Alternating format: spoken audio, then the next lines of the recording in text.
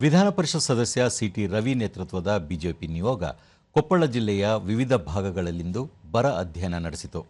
ಜಿಲ್ಲೆಯ ಕನಕಗಿರಿ ವಿಧಾನಸಭಾ ಕ್ಷೇತ್ರದ ಹುಲಿಹೈದರ ಹಾಗೂ ಗಂಗಾವತಿ ವಿಧಾನಸಭಾ ಕ್ಷೇತ್ರದ ಹಾಸಗಲ್ಲ ಗ್ರಾಮಗಳ ರೈತರಿಗೆ ಜಮೀನುಗಳಲ್ಲಿ ತೊಗರಿ, ಹತ್ತಿ, ಸೂರ್ಯಕಾಂತಿ ಬೆಳೆಗಳನ್ನು ವೀಕ್ಷಿಸಿ ಮಾಹಿತಿ ಪಡೆದರು. ಈ ವೇಳೆ ಶಾಸಕ ದೊಡ್ಡನಗೌಡ ಪಾಟೀಲ, ಮಾಜಿ ಶಾಸಕರಾದ ಪರಣ್ಣ ಮುನವಳ್ಳಿ, ಬಸವರಾಜ ದಡೇಸಗೂರು ಸೇರಿದಂತೆ ಹಲವರು ಉಪಸ್ಥಿತರಿದ್ದರು. ಬಳಿಕ ಸಿಟಿ ರವಿ, ಬಿಜೆಪಿಯ 6 ತಂಡ ರಾಜ್ಯಾದ್ಯಂತ ಬರ ಅಧ್ಯಯನ ನಡೆಸುತ್ತಿದೆ. ರಾಯಚೂರು, ಕೊಪ್ಪಳದಲ್ಲಿ ವಾಡಿಕೆಗಿಂತ 90% ಕಡಿಮೆ ಮಳೆಯಾಗಿದೆ.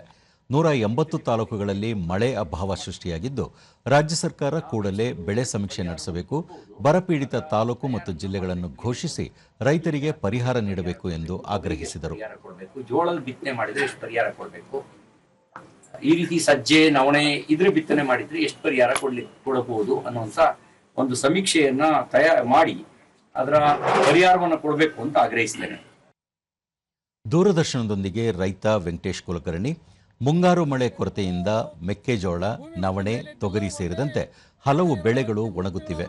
ಸರ್ಕಾರ ಶೀಘ್ರವೇ ಪರಿಹಾರ ನೀಡಿದರೆ ರೈತರಿಗೆ ಸಹಕಾರಿಯಾಗಲಿದೆ ಎಂದರು. ಪರಿಸ್ಥಿತಿಯಲ್ಲಿದ್ದಾನೆ.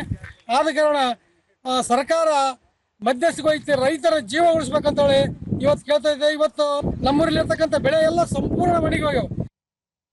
ಮತ್ತೊಬ್ಬ ರೈತ ಶಿವರೆಡ್ಡಪ್ಪ, ಮಳೆ ಇಲ್ಲದೆ ಬೆಳೆಗಳು ಒಣಗುತ್ತಿದ್ದು ಜಾನುವಾರುಗಳಿಗೂ ಮೇವಿನ ಅಭಾವ ಎದುರಾಗಿದೆ.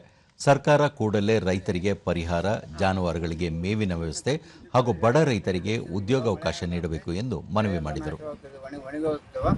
ಅನಾವೃಷ್ಟಿಯಿಂದ ಬೆಳೆ ಎಲ್ಲ ಒಣಗಿ ಅದು ನಿರೀಕ್ಷಿತ ಪರಿಸ್ಥಿತಿಗೆ ಬರದಲ್ಲ, ಅದರಲ್ಲಿ ಏನು ಇಳುವರಿನೂ ಬರಲಾರ್ದಂತಾಗಿವೆ.